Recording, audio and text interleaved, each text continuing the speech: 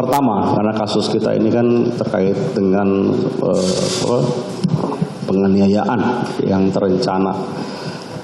Apakah ada ya sikap atau perilaku pelaku kekerasan itu yang berbeda? Jadi intinya ada perbedaan nggak? Kalau misalnya pelaku kekerasan itu yang terencana atau yang tidak terencana atau yang kita sebut impulsif ya? Ada perbedaan nggak, ahli? Kalau izin menjawab ya. Tentu ditinjau dari keahlian saudara ya. Baik, gitu ya. Ditinjau dari keilmuan ya. Baik. Oke. Izin menjawab yang mulia, kalau berdasarkan teori psikiatri memang peristiwa agresivitas atau tindakan kekerasan itu dibedakan menjadi dua. Yang pertama adalah impulsive aggression, yaitu kekerasan yang bersifat impulsif, dan satu lagi adalah premeditated aggression, yaitu agresi yang terencana. Nah, sikap dan perilaku pada orang yang melakukan tindakan kekerasan yang bersifat impulsif dan yang bersifat terencana tentunya berbeda. Perbedaannya, kalau yang impulsif biasanya sifatnya reaktif, kemudian juga dipengaruhi oleh emosi, dan juga biasanya tidak dapat dikontrol. Nah, sedangkan kalau yang premeditated justru biasanya proaktif dan terencana secara sistematik serta biasanya terkontrol dengan baik. Nah, biasanya perbedaannya adalah saat orang tersebut menyusun rencana secara spesifik. Jadi harus ada 5W 1H-nya gitu. Yaitu who, siapanya nih yang mau dilakukan jadi korban atau targetnya. Kemudian what, apa nih tindakan kekerasan yang mau dilakukan. Terus where, di mana. Terus when, terus terakhir adalah how-nya gitu. Nah, selain itu juga biasanya kalau yang terencana emosinya juga nggak tinggi gitu. Dan biasanya juga mereka sudah mempersiapkan nih alatnya, baik waktu nanti melakukan tindakannya atau post-train behavior-nya setelah melakukan peristiwanya. Biasanya mereka juga sudah menyusun untuk menutupi tindakannya gitu. Jadi perbedaannya ada di sana gitu. Biasanya kalau yang premeditated atau yang terencana biasanya justru sudah sangat emosinya tuh stabil gitu karena dia udah menyusun dengan baik gitu, seperti itu. Oke. Sedikit banyak yang saya tangkap adalah apa yang dia lakukan pada saat penyusunan dan persiapan dan juga setelahnya. Itu yang ilmu pengetahuan sudah bisa menjelaskan ya. Perbedaan rencana maupun kekerasan antara yang terencana. Apakah saudara ahli memiliki referensi ya terhadap apa yang baru saudara ahli sampaikan tersebut? Apakah ada studinya mengenai itu? Sangat banyak studinya. Studi yang tadi saya sampaikan tentang perbedaan antara premeditated dan yang impulsif itu dibawakan oleh peneliti yang namanya Azevedo dan Stanford gitu. Itu dilakukan di tahun 2020 dan satu lagi dipublish di jurnal tahun 2023. Oke, ini dipublish ya jurnal ya.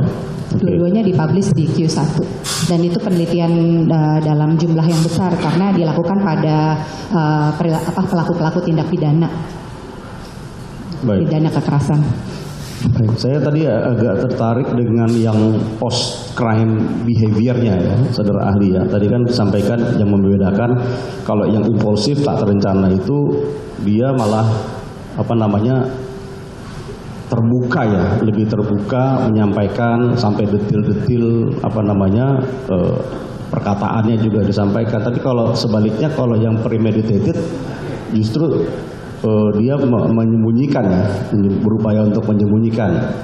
Itu sampai di tahap mana dia menyembunyikan? Apakah maksud saya karena kan hampir semua lah ya tindakan kekerasan itu kan akan berakhir di persidangan ya. Apakah di penelitian itu sampai yang perencana itu sampai di ujung itu dia tetap berupaya untuk menutupi? Bagaimana ahli? Mungkin ada satu penelitian lagi yang bisa diangkat untuk kita membedakan nih apakah orang ini pelaku tindak kekerasan, pidana kekerasan itu sifatnya impulsif ataupun yang terencana gitu.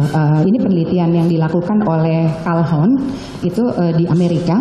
Calhoun ini meneliti kejadian kekerasan selama yang hadir di penjara itu selama 50 tahun gitu. Jadi dia melihat tujuannya adalah profiling kasus-kasus kekerasan untuk program threat management gitu. Jadi dalam upaya untuk melakukan program preventif ataupun program pencegahan agar pelaku ini tidak melakukan nanti residivisme gitu, dia mengulangi lagi. Nah, dari apa yang Kaulhan coba profiling ternyata ada dua tipe pelaku kekerasan, tindak kekerasan. Yang pertama yang dikenal sebagai howler dan yang kedua itu sebagai hunter.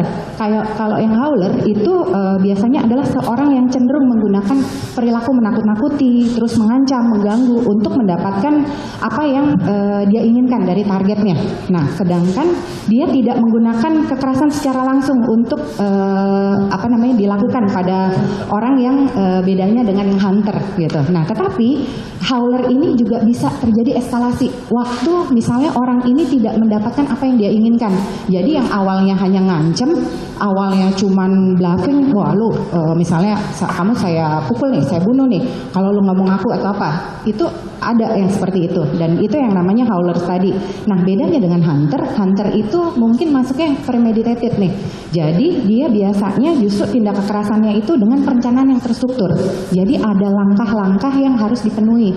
Nah, langkah yang pertama adalah harus ada keluhan atau grievance gitu. Jadi biasanya itu dikaitkan dengan pandangan bahwa orang ini mengalami sesuatu yang sifatnya menyakitkan buat dia. Apakah mengalami ketidakadilan atau mengalami tadi dia merasa dirugikan atau untuk balas dendam karena dia direndahkan atau diremehkan gitu. Nah, dari keluhan tadi akan muncul nih langkah yang kedua, yaitu ada ideation atau dia udah muncul ide bahwa kekerasan ini satu-satunya jalan nih untuk mengatasi orang ini. Nah, yang ketiga itu setelah ada ide, dia biasanya akan melakukan riset atau planning. Nah, dari riset atau planning ini biasanya dia akan memformulasikan tuh tindak kejahatannya bentuknya seperti apa gitu yang akan dilakukan. Jadi dia akan ngomong tentang what-nya gitu. Nah, kemudian setelah ada riset dan planning, dia akan melakukan langkah keempat, yaitu dia melakukan yang namanya making preparation. Jadi perencanaan gitu. Jadi mengumpulkan objek atau subjek yang nanti dapat melancarkan rencananya. Nah, yang kelima, setelah dia merencanakan, dia setelah bikin preparation, dia akan breaching dan mendekati targetnya gitu. Jadi di situ dia melakukan assessment kepada target dan mulai memasuki zona aman dari si target. Dan terakhir dia yang keenam dan ketujuh adalah dia mulai nih melakukan tindak kekerasan, kemudian berusaha menutupi agar tadi terrealisasi dan bisa post crime behavior-nya dia mendapatkan apa yang dia mau, yang jadi tujuannya gitu.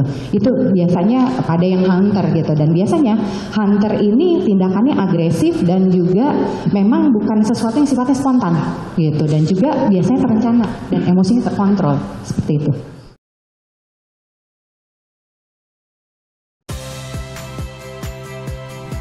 Saya Audrey Chandra. Saksikan program-program Kompas TV melalui siaran digital, pay TV, dan media streaming lainnya.